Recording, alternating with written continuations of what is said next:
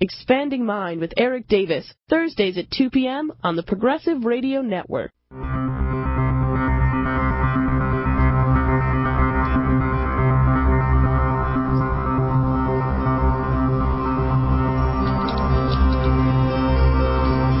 Welcome to another edition of Expanding Mind, Voyage to the Cultures of Consciousness with your host, Erik Davis. Well, you know, on this show we talk about technology and neuroscience and mysticism and shamanism and religion and media, but, you know, we haven't spent a lot of time talking about quantum physics. And I'll tell you why. I am allergic to New Age quantum physics. Now, I read those books when I was a kid, like everybody, a budding expanded mind thinker. I read the Tao Physics and the Dancing Wu Li Masters, and they blew my mind. And I was very interested in Bell's theorem, which we'll be talking about on this show.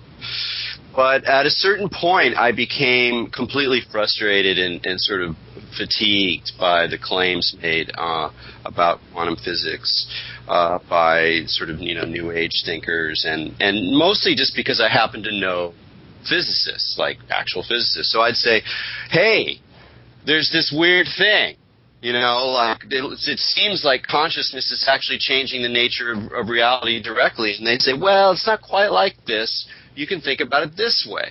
And then they'd explain the way that, a sort of more mainstream physicist would account for quantum weirdness. And while the weirdness is still there, its implications for our world, for our life, were a little bit curtailed compared to the sort of big New Age physics thing. And then, like, what the bleep can we know was just the final straw. That was just the last straw for me. I was like, I'm done. I can't do this anymore. So I was incredibly happy to see our guest David Kaiser's new book cross my desk, How the Hippies Saved Physics, Science, Counterculture, and the Quantum Bible. Because it does one of my favorite things to do with weirdness, which is to historicize it. How did this happen? Who were the people who thought that there was some connection between paranormal phenomena, consciousness, and quantum physics? What is the story about the philosophical implications of quantum physics, and how and where did it actually come up? And Professor Kaiser does a remarkable job in this book. It's really fun to read. He's a physicist as well as a professor of the history of science, and so it combines real deal knowledge with a very good sensitivity for how it is that scientific ideas actually function in the world, through institutions, through publications. How do these ideas percolate? When do they trigger things?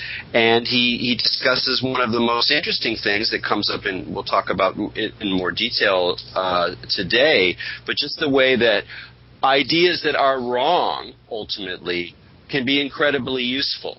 And therefore there's a room for visionaries and speculative, metaphysical, even magical thinking to a degree, because it can help provide the context for further understanding. So anyway, it's a great way to understand some of this issue about the relationship of quantum physics to mysticism, to consciousness, but really looking at it in terms of the development of the science itself. But before we bring David on, I want to bring on our co-host, Maja Daou. Maja, how are you doing? I'm good, Erik. How are you? Pretty good. Have you didn't study any physics, right? You studied biology.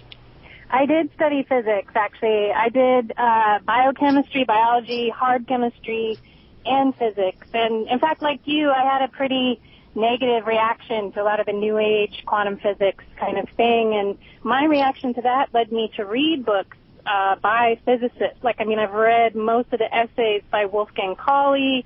I've read, Heisenberg's work. I've read, a lot of stuff by all those kind of folks that were introducing those theories. Not like the math stuff. I really kind of have a brain freeze when it gets into the physics math, but theoretical physics I love. And so for me, I am most interested in how did the theoretical physicists come up with those ideas. And a lot of times they're sort of similar to some of these hippies that, are talked about in David Kaiser's book. Like a lot of these folks would even look at Isaac Newton, right? I mean, he got into astrology and sort of these really froofy things, and that's what led him into these bigger discoveries in science. So I'm always interested in finding out these, like, fringer outsiders that make these huge leaps into these worlds. So I'm very excited to be talking about it today. Great. Well, let's bring David on. David, thanks so much for joining us on Expanding Mind. Well, thanks so much for having me, Erik. I'm glad to be here. This is great. So, since Maja was talking about the sort of original wave, I thought maybe a place to start off would be to talk about the role of these more philosophical, speculative, even kind of metaphysical questions, the role that those things played in the sort of first wave of quantum theory when people were really wrestling with this in the days of Heisenberg and Einstein and Schrodinger and all that, because you tell a very, very interesting story about the rise and fall and rise again of, let's call it, speculative weirdness in terms of the understanding and discussion of physics, but it really starts at the beginning. It does. That's a great point. So, one thing to remember is that the very notion of a profession for something called theoretical physics is actually relatively new. It's relatively young. I mean, you could only get a job with the job title of theoretical physicist, just over 100 years ago, starting only over 100 years ago. It's not that it's always been a job that people grew up and wanted to apply for. And so many of the people you just mentioned, who were among the founders, the creators of quantum theory in the first place, people like Niels Bohr and Albert Einstein, and Wolfgang Pauli and Werner Heisenberg, they were second, maybe third generation for this activity at all. Why I bring that up is that means they were still kind of carving out what this job should be like. What is it that a theoretical physicist is supposed to do? If it's a new job, they got some sort of leeway to figure out what the job should be like. And each of them, in different ways, but each of them was really convinced in the 19-teens, 20s, and 30s that to do the job right, they had to engage with a kind of philosophy, with trying to be philosophical, at times overtly speculative. Of course, they had to know their math, they had to calculate, but for them it was part of the same activity. You didn't just do the math and stop and philosophize. They saw it as part of one kind of one activity for this new kind of job, the theoretical physicist. And one thing to remember is that most of those folks were growing up in Central Europe. They had gone to high schools where they had studied, Kantian philosophy or certain very highfalutin philosophical traditions. It made a little more sense, a little more natural for them to think about metaphysics in a kind of schooled or disciplined way. But nonetheless, they thought it was not enough to only be a mathematician, it wasn't enough only to worry about the readings on dials and so on in the laboratory, that part of their job was to think philosophically. Yeah, so then let's talk about some of the conundra that come up that will play such a huge role in the main part of your book, which is looking at these, let's call them fringe physicists in the 1970s who are really going to push quantum weirdness about, farther than you can imagine taking it. But some of the seeds of those problems and ideas are also coming up around this first wave. So what's really the important thing to keep in mind at this point? Well, there are a couple, and I think many of your listeners might know at least the terms. They're pretty familiar today. Things like wave-particle duality, which we can talk about in a moment. It's a term that's been around for most of the 20th century. It's still beguiling, but it's been around for a while. And then things that come to be known as entanglement, or ultimately by the name of Bell's theorem, which has to do with these sort of strange connections between quantum particles, that if they've interacted at one point or had a certain kind of origin, they can retain these very strange, hard to understand connections or links that really continue to frustrate efforts to grapple with those sort of in words. Of course, another one was just things like Schrodinger's cat and this restriction to probabilities. Could quantum mechanics tell us how the world must always be, or were we forever restricted to just calculating likelihoods? it's likely that this would happen, or is it necessary that such a thing would happen? And that slippage from determined to probabilistic outcomes was one of these things that the greats of the 1920s and 30s, always beat their heads against. It's partly why Einstein broke with quantum theory, became an outspoken critic of it till his death. Other people thought that opened up the room for sort of, free will. That's where human consciousness would lie. Many, Nobel laureates would say those kinds of things. In that heyday of the birthplace of quantum theory.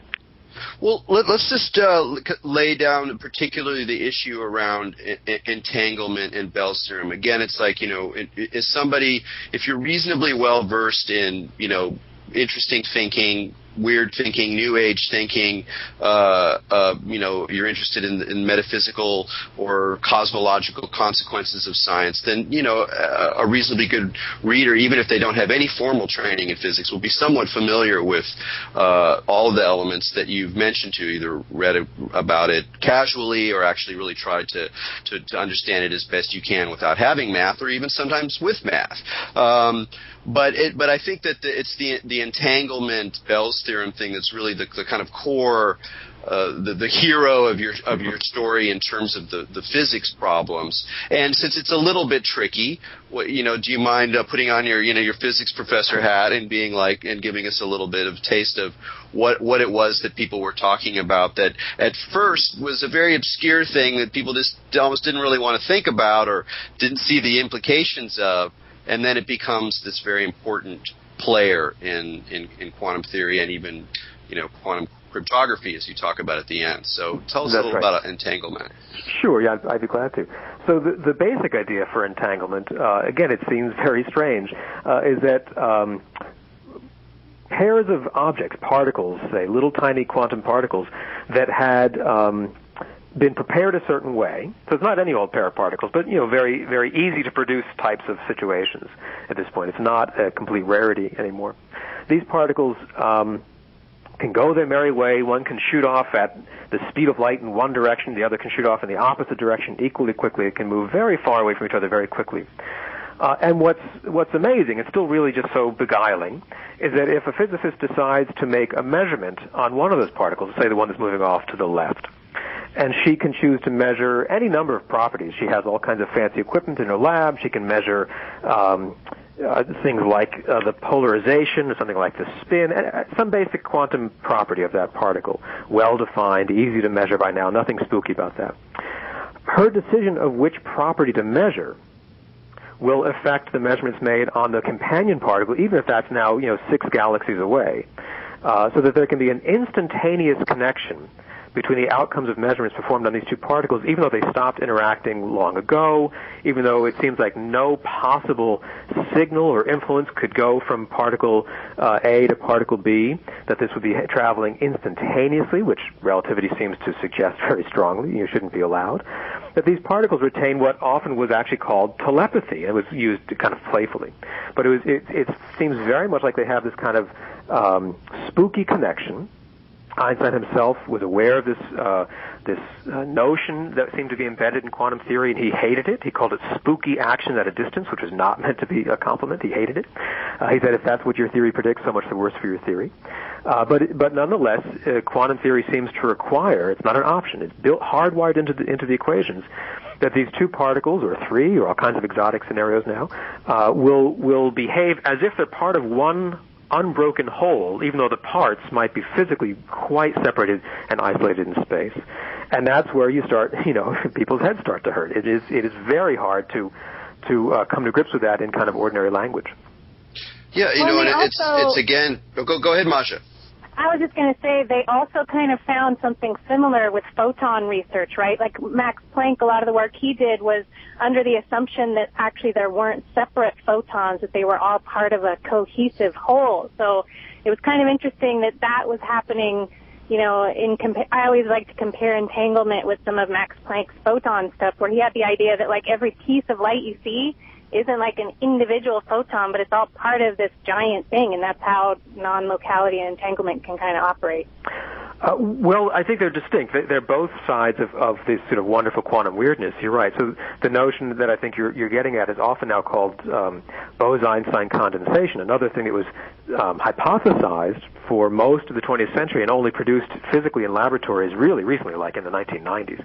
But again, where you can have lots and lots of these particles acting, it's almost like the Borg, if you like, in Star Trek. They can act as part of a coherent whole, and so the separation between sort of parts and wholes can break down or can be can get fuzzy. That's absolutely right. It turns out that's a distinct notion than entanglement, but it's similar in the sense that the quantum states can behave in all kinds of ways that, sort of baseballs and ping pong balls and stuff we're familiar with at our own human scale. They simply don't do that. So they're both examples of this sort of quantum parts and wholes can get pretty fuzzy. Well, what I wanted to ask about and to again frame one of the things that's marvelous about your book is that you're coming to this not only as a physicist, but as someone interested in the history and in the sociology of science. And your earlier books are more, I think fair to say, academic books about the construction of physics and scientific institutions and how scientific ideas and procedures move from one group of people to another group and what their networks are like. And so it's a very historical and material way of sociological way of understanding how science is done. And from the outside, it's a really wonderful way, because a lot of times, you're interested in these ideas and you read someone's account and then you read somebody else's account and they're different and you're like, I can't really get a map for this. But by understanding the history and the sociology of the science, it's like, okay, you get a better sense for how it actually happens.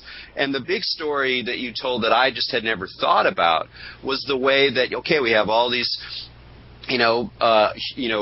profound humanist intellectuals of Europe who are also physicists and scientists, but also humanists and interested in philosophy and poetry, and they have this kind of, wonderfully rich period that's so exciting. And then it's like, it just goes away. And you tell this really wonderful story about how something like like quantum entanglement, which seems like absolutely key to figuring out the nature of reality, becomes sort of like something to ignore for 20 odd years, if not longer. So talk about that post-war sort of period and how much it changed what physics meant and what kinds of questions were legitimate and not legitimate. Sure. Yeah. No, you're right. That really is a very strong interest of mine in this book and in lots of other writing that I've been doing. It's another way of getting at this question of what counts as quote unquote real physics, and that's kind of a moving target over time, and that's part of what I really enjoy looking back. Is that things we take for granted today can be of quite recent vintage. They might have looked exactly opposite not all that long ago, and so we do find these kind of oscillations in what the community, let's say the physics community, you could take for granted. And what they take for granted, at a given moment, they're going to kind of hardwire into, or try to at least, into the next generation. That's what training's all about. So how do they rewrite the textbooks? How do they change the exams for the next, batch of students? So it really has consequence, but also something that we can sort of track over time, because it leaves all these marks, And so, just as you were saying, there's a tremendous sea change. Many, scientists and historians and philosophers have looked at this for a while now. A tremendous sea change in the day-to-day activity of doing physics after World War II, or sort of during and after World War II. There was, as you mentioned, the kind of continental tradition through the certainly mid to late 30s. Of course, that starts coming under tremendous strain with the rise of fascism in Europe. Lots of people have to leave, often under very difficult circumstances, so that community is busted apart for all kinds of reasons. And at the same time, you have the rise of these incredibly kind of important, timely defense projects, like radar, based largely at MIT, like the atomic bomb project, dozens and dozens, in fact, of similar kind of weapons or national security projects that were based on physics, on electrical engineering, on all kinds of physical sciences type approaches. And so many of these folks were refugees from fleeing Hitler. They were tremendously worried about what might happen if Germany had gotten their hands on some of these new types of weapons. They threw themselves into weapons research with a kind of earnestness. It looked like the fate of the free world depended on it. And in the process, there was a kind of change in orientation, that you're not going to make these new gadgets on a very, very harsh, quick time scale if you're also, it was felt at least, if you're also sitting around kind of philosophizing about what it all means. If you're worrying about keeping a dream diary, as Wolfgang Pauli did, to discuss, the collective unconscious with Carl Jung, which is what Pauli did until that time. So there's a different mode of work, right? There's a different sense of what the priorities are about with whom you interact, military planners, politicians, engineers of all kinds. And so the work becomes not degraded, but different, right? It's a different type of work that now gets done as physics. It's not bad, right? It's not like it becomes dumbed down physics, but it's a different choice in priorities. And coming out of World War II, especially in the United States, but many other places too, there's a kind of pragmatism or a kind of instrumentalism that becomes much more, that seems much more obvious as the way forward. This is the birth of the era when things like the transistor are invented by very, very, excellent Nobel Prize winning physicists. That's not sort of, mousetrap engineering. That's real hard physics. It's not, daydreaming about the big metaphysical questions. It's a different mode, right?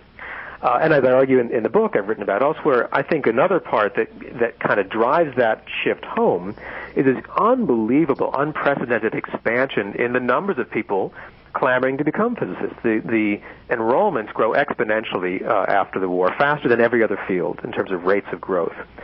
Physics became an amazing kind of golden era coming out of World War II, mostly in the United States, where the number of PhD holders was doubling every sort of 3 years, every 6 years. It was just explosive growth.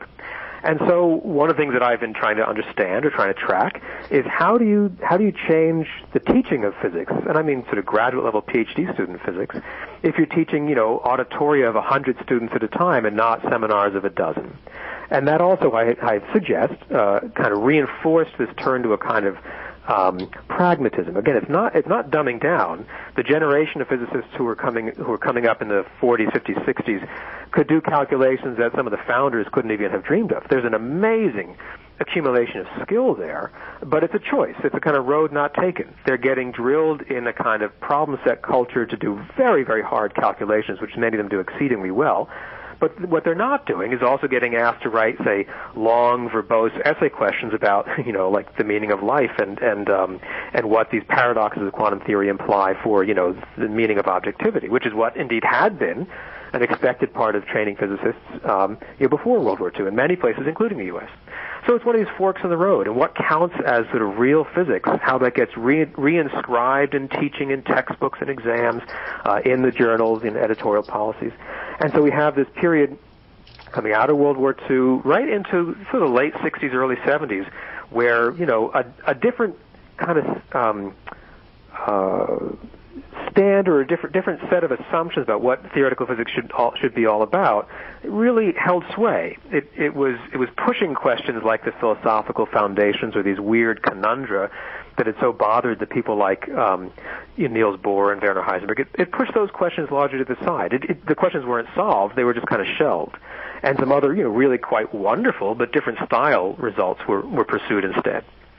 Well, this is a wonderful setup to the countercultural hippie freak physicists that we're going to get into, but it's also a good time for us to take a break. So we're going to take a short break here. You're listening to Expanding Mind. We're talking to David Kaiser, and we'll be right back after these messages.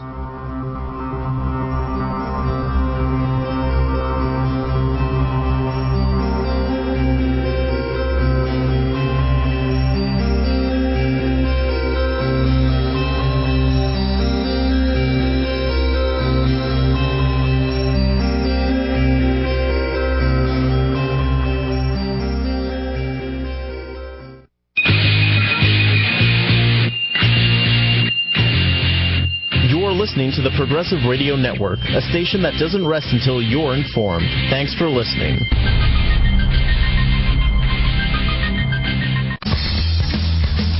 Hello! This is Deborah Wolf, best-selling author and award-winning radio host of Animal Magnet Pet Radio. You can listen live to me every Tuesday at 1 p.m. Eastern for the best pet radio in America, Canada, and beyond. Hard-hitting pet issues, animal news, training tips, tricks, games, and quirky pet trivia, plus the A-list pet guests each week. Or listen anytime to past shows at ProgressiveRadioNetwork.com. Listen to this show so you can be good to your animals.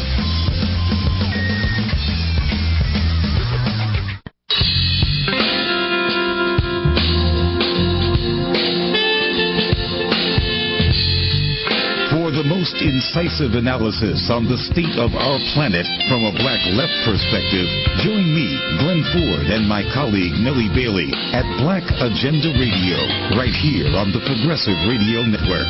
We bring you the full scope of reality as we and our interlocutors see it every Monday at 4 p.m. Eastern Time.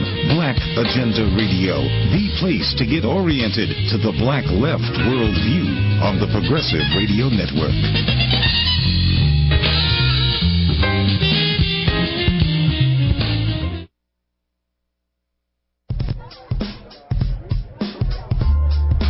Every Sunday at 2 p.m. Eastern Standard Time, join the founders of the Godspeed Institute for Spiritual Learning, Carol and Michael Hallenbeck, for Godspeed, an enlightening and informative journey into the world's religions and spiritual belief systems. Through conversations with experts worldwide, this weekly live call-in program is an on-air classroom aimed at helping listeners gain exposure to and insight into religious and spiritual practices around the world. Every Sunday, 2 to 3 p.m. Eastern Standard Time on the Progressive Radio Network. Houston, we have a problem.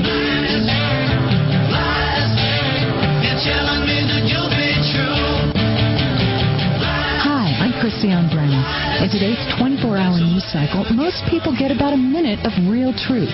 Not on the Solution Zone. Every week, I bring in America's best-known activists, bloggers, authors, and politicians to uncover the hidden issues that help separate the truth from the spin. The Solution Zone with Christiane Brown every Wednesday at 3 on Progressive Radio Network. You are listening to PRN, Progressive Radio Network.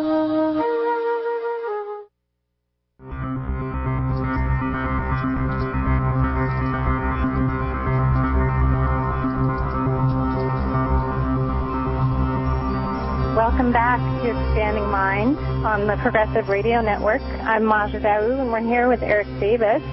We're talking with David Kaiser, who wrote a work called How the Hippies Saved Physics. Pretty great. David, before the break, you were talking about that kind of difference of innovation, how sometimes it can be driven just by pure pragmatism, and then otherwise it can be kind of inspired by daydreams. And this is something that's fascinating to me, that kind of inception of discovery, and what is the combination that unlocks those keys to discovery.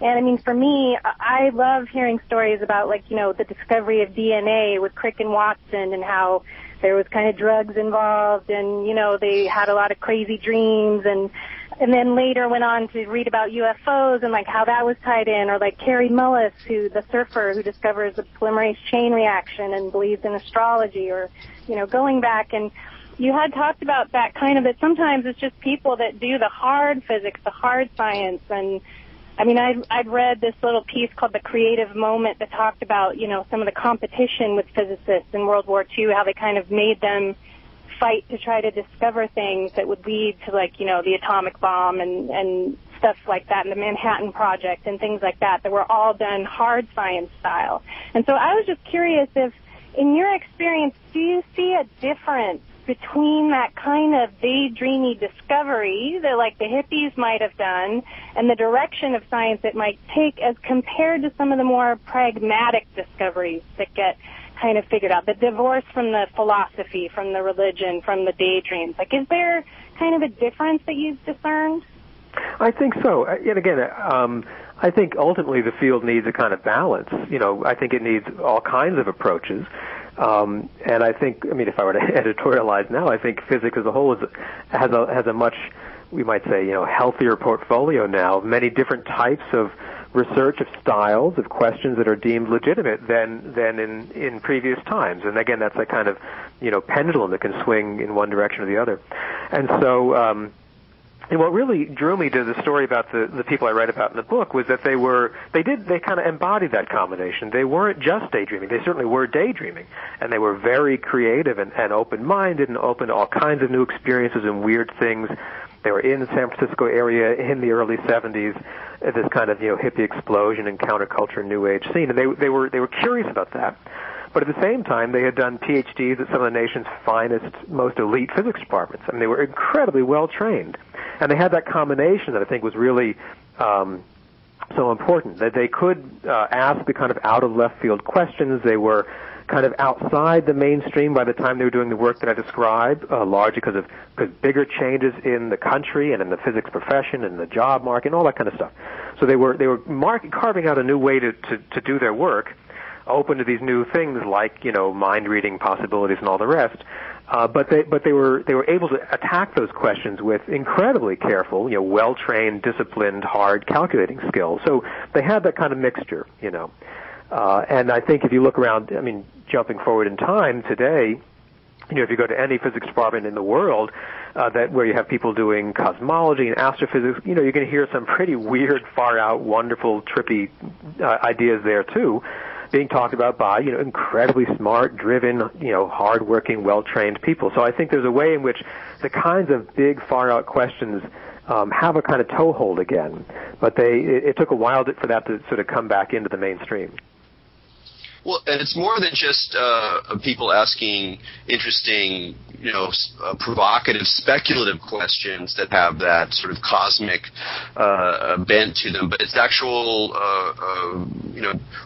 quote-unquote real breakthroughs on the level of technology and, business practices, and particularly, you talk about quantum cryptography and this sort of long route through this hippie weirdness to recognizing the possibilities in a kind of interesting way, because it's really more about a failure of a certain vision than it is about the successful speculations of some of these wild thinkers, particularly Nick Herbert and Jack Sarfati and these other kind of characters.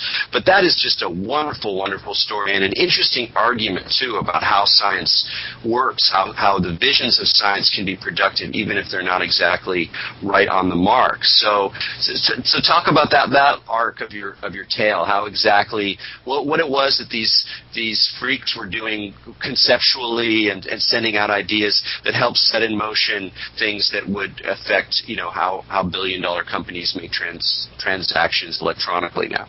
Sure, yeah. So it is a kind of ironic or unexpected, outcome. So like you mentioned, a bunch of folks that I wrote about, they were members of this little informal kind of discussion group. They called themselves the Fundamental Physics Group. They were mostly unemployed or underemployed, at least at the time. These are folks, like I mentioned, who had finished their PhDs in physics from very, very, elite programs, just as the kind of bottom fell out of the physics job market. And they, through sort of no fault of their own, they, like 1,000 other people at the time or more, simply couldn't get jobs in a kind of traditional trajectory that they might have expected. If you go to grad school, you get a job in physics at a university or government lab. That whole, or industrial lab, that got just very, very rapidly upturned. It was basically the bursting of a speculative bubble, like the housing market bubble. It just went down to nowhere in no time at all. So these folks made their way to Berkeley, California, and they had these big kind of speculative metaphysical questions that had attracted them to physics in the first place. They went through their really hard training where they found none of those questions, attacked in their studies. They've been pushed aside. And they figured, well, now, what's to lose? They had time on their hands, and they had these questions that were still urgent. On top of that, there were what looked like new reasons to ask about things like the foundations of quantum theory right in their backyard. So the Israeli performer, he had once been a stage magician, Uri Geller, was claiming psychic abilities, mind reading, psychokinesis, and all these weird, cool things.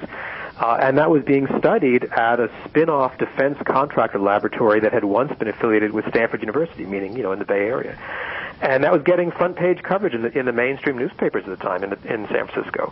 And a bunch of these physicists who were having these kind of discussion sessions about things like Bell's theorem, what is quantum theory telling us about the universe, They wondered if maybe someone like Geller or some of the other self-proclaimed, psychics or mind readers, maybe they really could do it because maybe the quantum particles in their brain were, entangled with the particles in someone else's brain.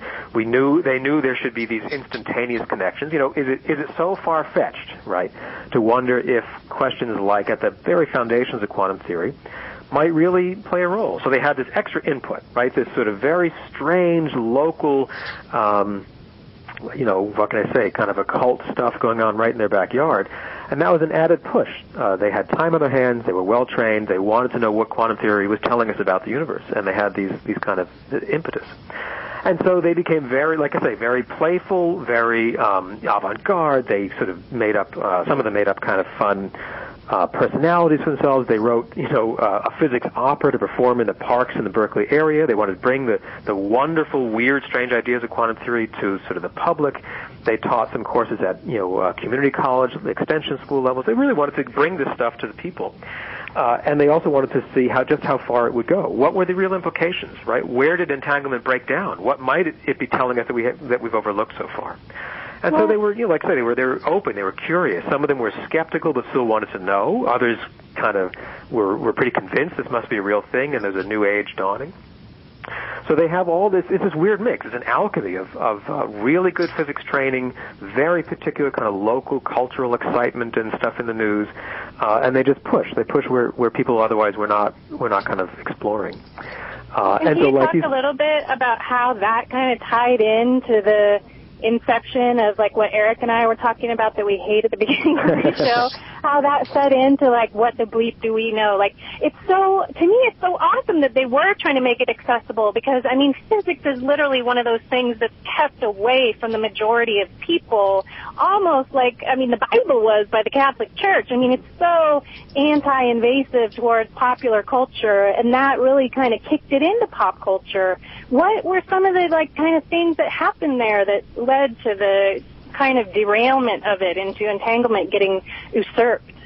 Well, you're right. One of the things that this group did is they were so, unbelievably enthusiastic about this quest, right, about trying to really grapple with quantum theory in ways that their teachers really hadn't been doing, at least in their formal training. And yet it was still a time when the leading physics journals in the world, especially in the United States, had set the bar very, very high for articles on the sort of philosophy or foundations of quantum theory. So high that people we now know as absolute world leaders on the topic couldn't get their articles published, like John Bell, whose Bell's theorem we've been describing. Literally, he had to get some of his articles shunted into like little hand-typed mimeograph newsletters. And then when the field came back, the topic came back to some kind of legitimacy, people were embarrassed and they republished his papers in regular journals. That's how strong the bar had been set, how high it had been set. And so what members of this Berkeley group did was very creative. They did a kind of end run around the physicists' usual communication approaches. On the one hand, they had their own kind of underground, kind of counterculture mimeograph network that would get their papers, their sort of unpublished preprints into all kinds of people's hands, physicists, non-physicists, UFO enthusiasts, it's like the whole set, psychedelic drug enthusiasts, everything. Were getting their papers. And then on the other hand, they broke into the sort of massively successful commercial book publishing world, some of them did. And that's where books like The Tao of Physics, and then later The Dancing Wu-Li Masters and others that then followed in the wake of those books, they became award-winning, like National Book Award or American Book Award winning, runaway bestsellers, tremendous commercial success. And that's because these guys were doing kind of going around the usual peer-reviewed journals. They were doing underground hand-typed mimeograph, and then they were doing this explosively successful popular book publishing as well. So they were kind of like physics zinesters. Yeah. They were making zines. Well, how do you look at that now in terms of publication? How has the internet, for example, opened up a space maybe between kind of aggressively underground or sort of insider, hand-printed kind of world of the zine of the 70s kind of underground publication, or versus conventional publication organs with their inherited political frameworks. How are things changing now in terms of the internet and how it's creating different kinds of spaces for physics discourse that maybe is more unusual than what you'd find in Nature or the major physics journals? Sure. Yeah, I think again like all your listeners would know, the internet has spawned a seemingly endless variety of possibilities, and you find this huge spectrum, sort of gradations of people who had a little physics training in college who are commenting on sort of wikis right through, full professors at the leading departments who have their own blogs and everything in between, and who comments on whom is actually kind of interesting, right? And so one of the things that the group that I write about was doing sort of the old-fashioned way in the 70s was something we might now very naturally see as a kind of listserv or by now a kind of wiki, user group. They were doing it, by hand-cranked Xerox machine and postage stamp, so that it was slower to get to people's hands. But it was really a kind of, like a Usenet thing. Just the technology of circulation was different, but the idea behind it was actually pretty similar. Some of them were kind of born bloggers, decades before there was an internet, in the way they kind of share thoughts and so on. And they're incredibly active today on email plus all kinds of other social media type communication outlets.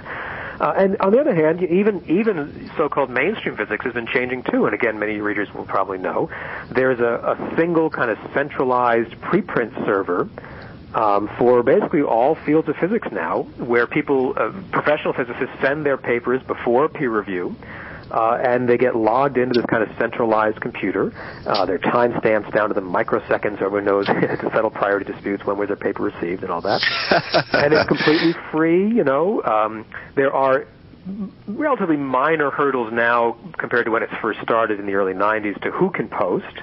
They're making it a little bit harder, and maybe appropriately so that it's really trying to capture sort of working papers by professional physicists. But they're downloadable, they're readable for free instantly by anyone, anywhere, and lots and lots of people, in fact, still can post.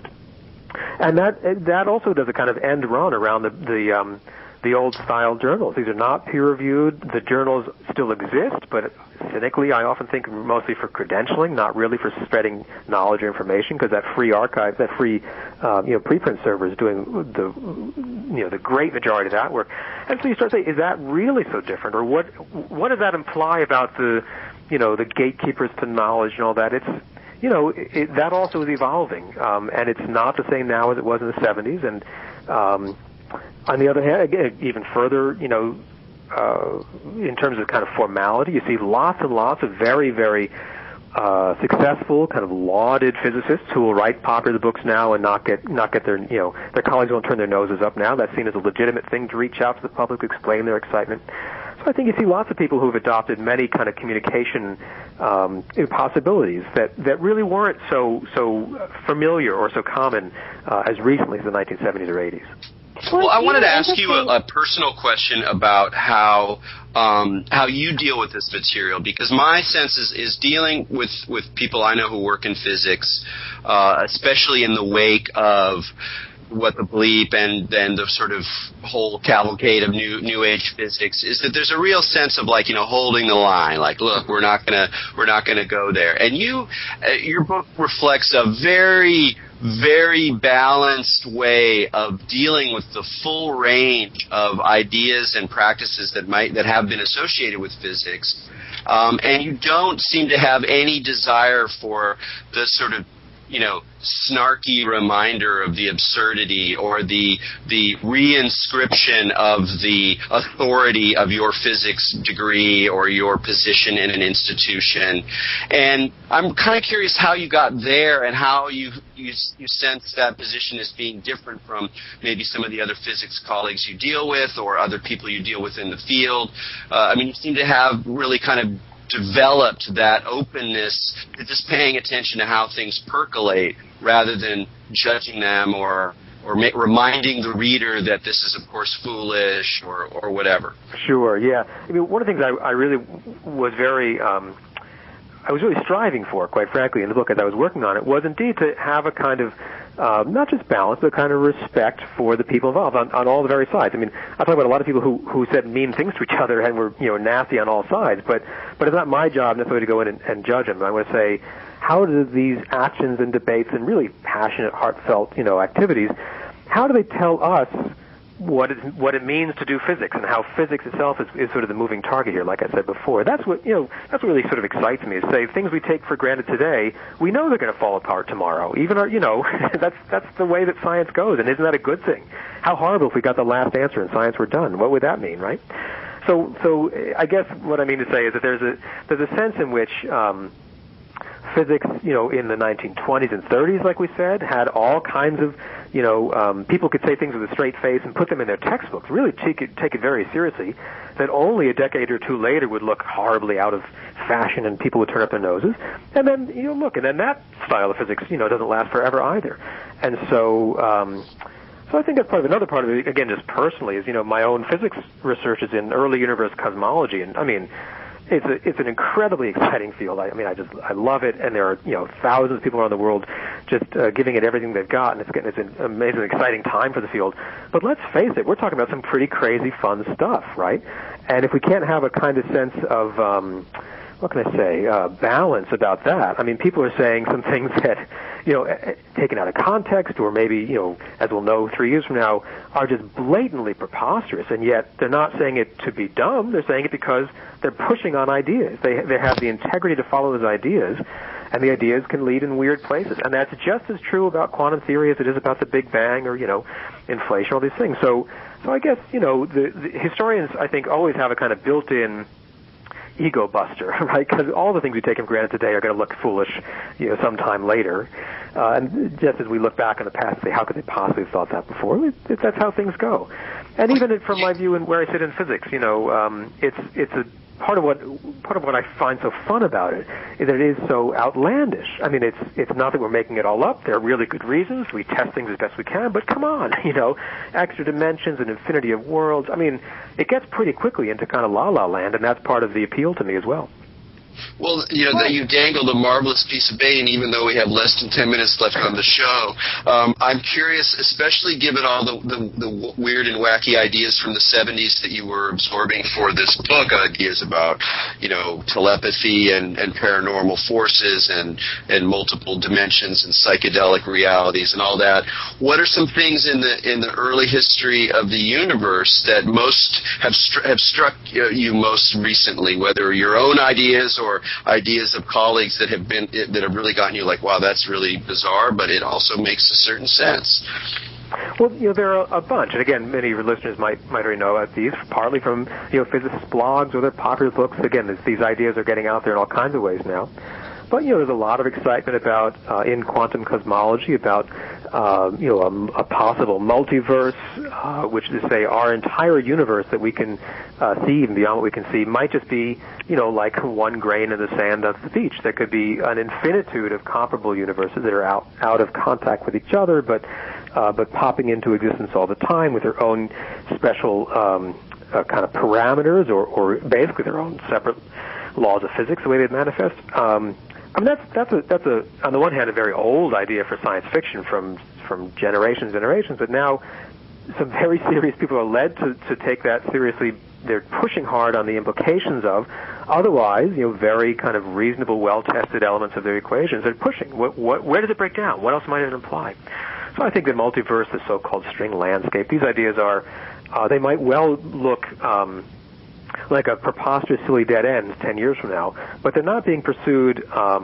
There's good reasons to think about them now, even if they're not going to necessarily hold up forever, and that's okay. So I think a lot of stuff about sort of string theory and what it might imply about extra dimensions and how much more to our universe is there than what we could even possibly probe?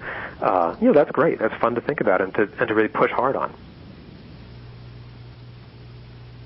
So, how much farther do you think the quantum cryptography, the sort of development that spills out of some of this interest in Bell's theorem in the 70s, are we just seeing the beginning of real practical applications of quantum weirdness in that domain? I mean, I know we've already been taking advantage of certain quantum effects for decades in our technology, but in terms of sort of a new and weirder world opening up, we hear about quantum computing, et cetera, et cetera. What is your sense about how this is going to change our actual practical technological reality. I do think so. Again, this is not the field I work in directly in physics, but from my understanding, from working on the book, from talking with friends and colleagues who really are the experts on that, right up to the minute. It's an amazing, flourishing field now. That's part of what was so interesting to me to try to tackle this book. It's something that is now clearly at the cutting edge, attracting some of our brightest students, getting great, generous funding, government funding, private funding, and so on. Whole new degree programs popping up in this specialty. It's the real deal, And rightly so. I mean, I think what these folks can do is simply inspiring. It's amazing. And to think that only 30 or 40 years ago, people who asked very similar questions were seen as crackpot crazy people on the margins who couldn't get a job. That's a short amount of time for that kind of reversal, And so I do think, certainly things like quantum computing can be overhyped like anything, but it's not based on nothing. I mean, there are incredibly smart, dedicated people doing amazing things. They're building actual physical quantum computers that are nowhere near the capacity of, your or my laptop yet, but it's the proof of principle. It's not just dreams on a blackboard. People can make genuine prototypes. I get tours of folks' labs all the time when I visit other universities. MIT is a huge group of people in many departments pushing on it. Great frontier. And, quantum encryption is real. I mean, people have used it already for bank transfers, for electronic voting. I mean, there have been real-world demos and not just thought experiments now for the better part of a decade. And they're just getting better, So, I think it is it's a very exciting time for that area. And all the more, therefore, amazing for me to look back and see just how rapidly that new thing could grow up and become and come to the kind of cutting edge.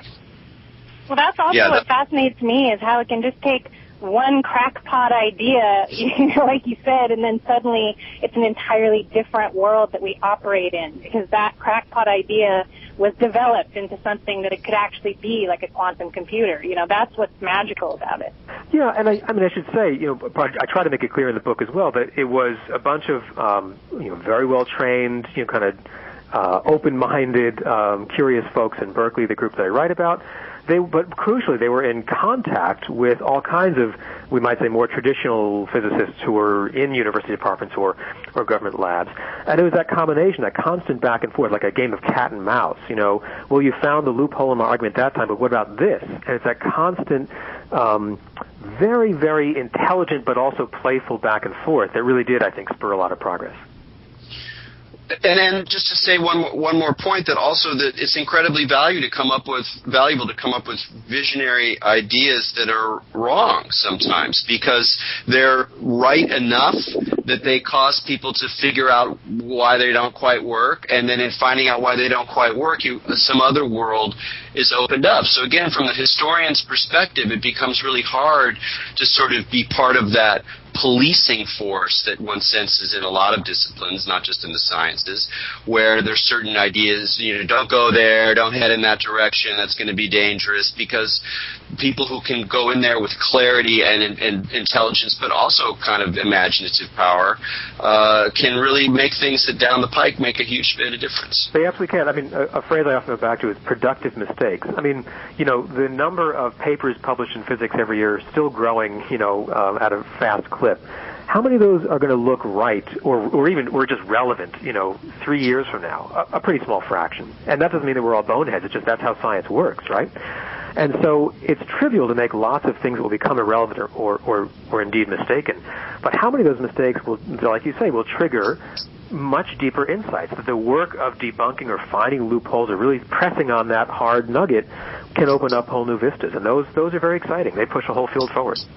Well, David, thanks again for being on the show. Again, I really encourage our listeners to read How the Hippies Saved Physics. It's not just a great story. It doesn't just tell you more about physics, but it's a wonderful way, an accessible way to understand how science works, how physics actually works as a social phenomenon, as part of our society, which is a really helpful way to approach these crazy, exciting ideas. So good luck with your stuff, and thanks for being on the show, David. Well, thanks so much, Erik. I appreciate it. All right, from me and Maja, keep your minds open.